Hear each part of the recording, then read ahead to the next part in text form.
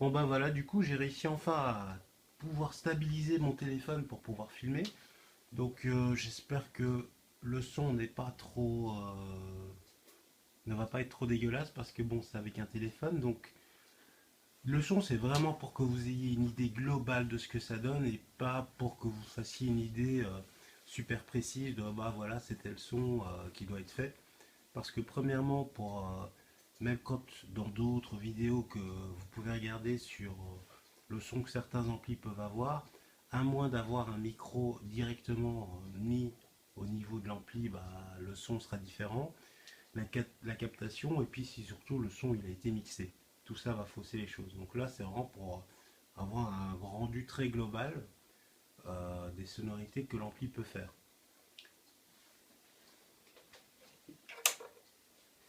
Donc déjà, quand on l'allume, ça donne ça. Alors, je sais pas si vous voyez, alors on voit pas super bien, mais en fait, il y a des petites lampes oranges qui sont allumées. Allez, bon, comme je vous montrer, parce que moi je suis comme ça.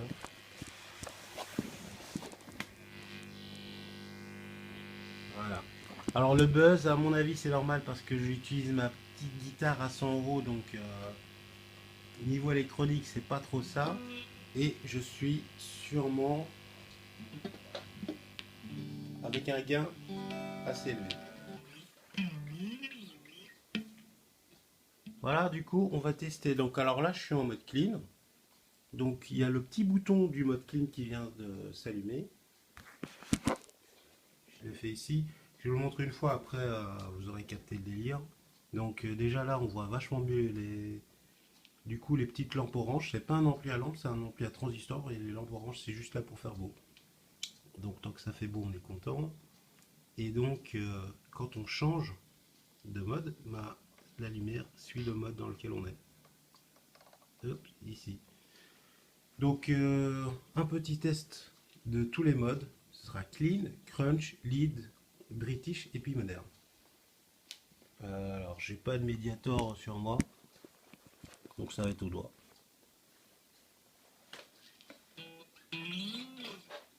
Donc déjà, premièrement, ce que je vais faire, c'est rajouter du volume. Voilà.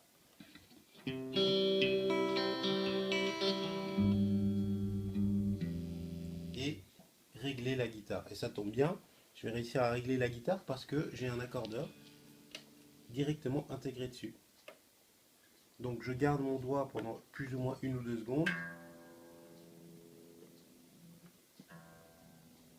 Je règle ma guitare. Je rappuie sur le bouton tuner.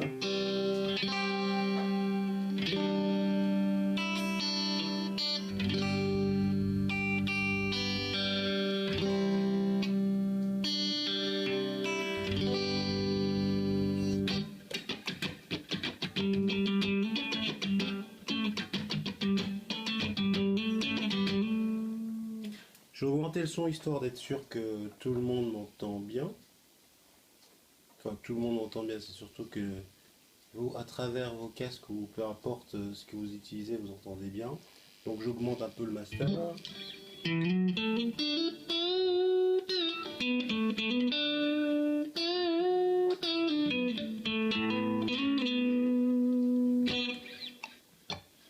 Donc c'était le son clean. Alors pour le delay, les effets, donc j'ai mis 0 effet. Et par contre pour les delay reverb, je suis en mode spring. Je montrerai de toute façon les autres modes après. Je passe en crunch.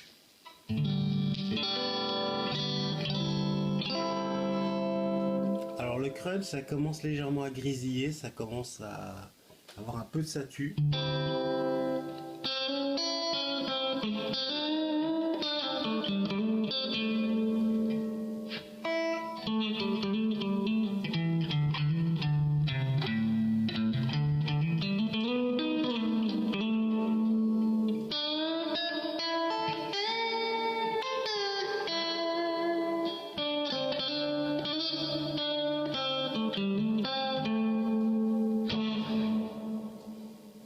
Donc là on commence à entendre un peu le Springs qui parle et le mode crunch. Donc j'ai quand même bien poussé le gain du crunch pour que on puisse un peu entendre la différence. Le master, je l'ai pas bougé, et là, je viens de bouger juste un peu le crunch. Je passe en lead.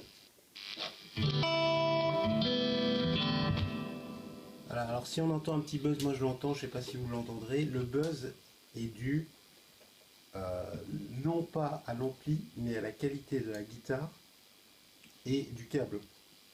Et comme ici, bah, j'ai pas pris ma grosse guitare et j'ai pris une guitare à 100 € et des câbles, c'est pour ça qu'on entend le petit buzz, le petit grésillement. Voilà, voilà, on entend bien.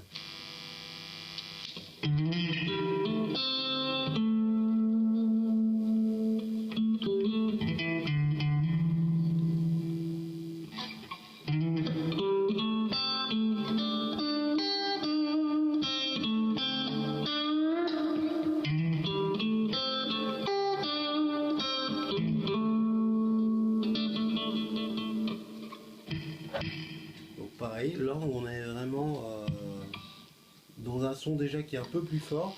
Je vous avoue qu'entre le crunch et le lead, il n'y a pas pour moi masse de différence.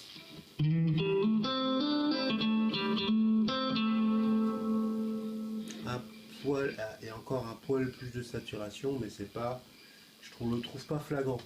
Donc peut-être que si ok on pousse un peu le gain.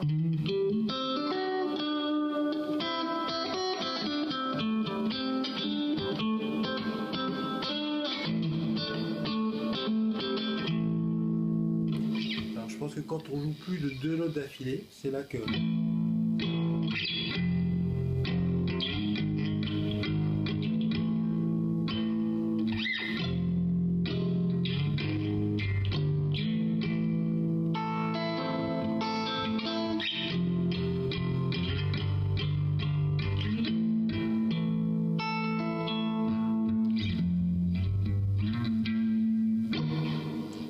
Voilà.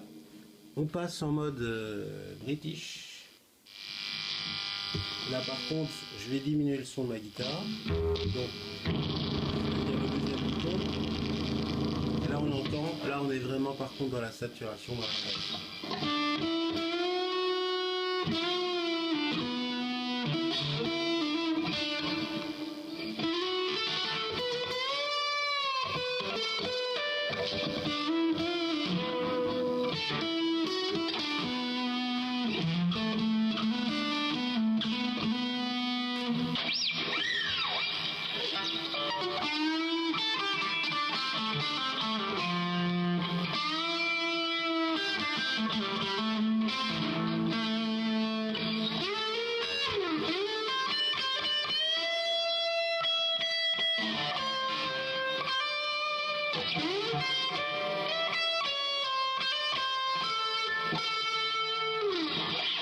Voilà, donc on entend que ça crie, on entend que il y a quand même pas mal de gars qui est là. Et on est vraiment dans un mode vraiment réservé pour moi au solo. On peut faire de la rythmique avec ce genre de mode. Je vais diminuer un peu le son.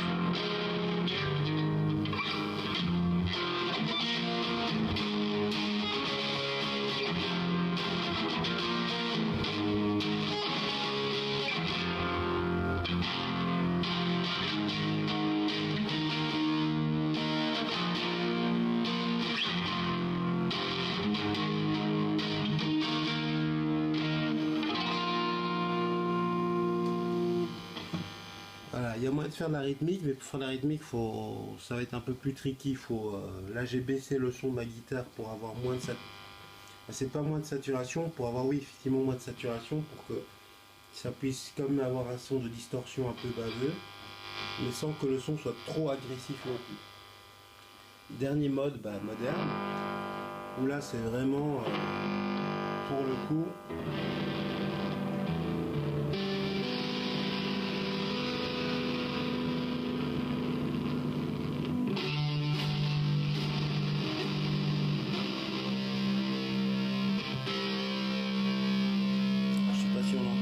Vous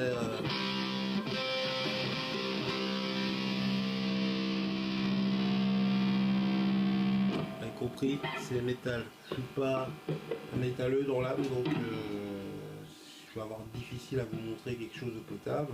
Qu'est-ce que je peux donner?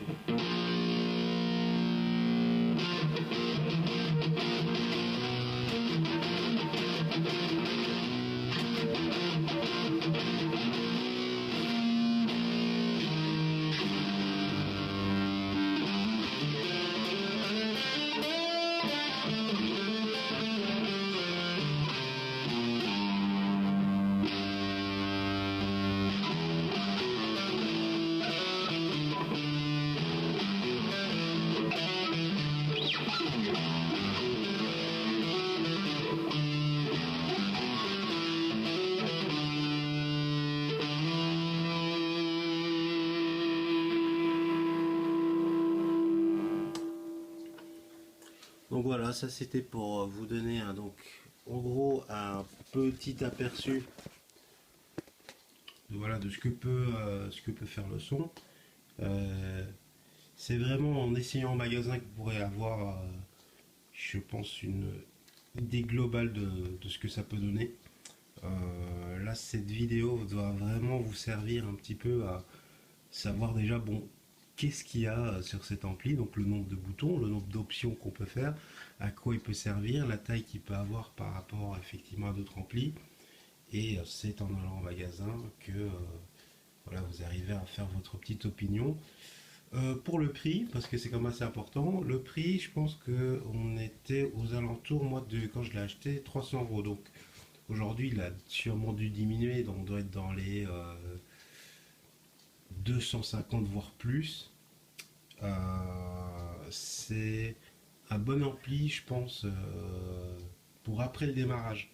Donc après qu'on ait commencé, parce que je trouve que la reverb, elle est pas trop mal. C'est vrai que j'ai pas testé le chorus, le flanger, les phasers, tout ça. Je pense que c'est des sons que vous connaissez un petit peu.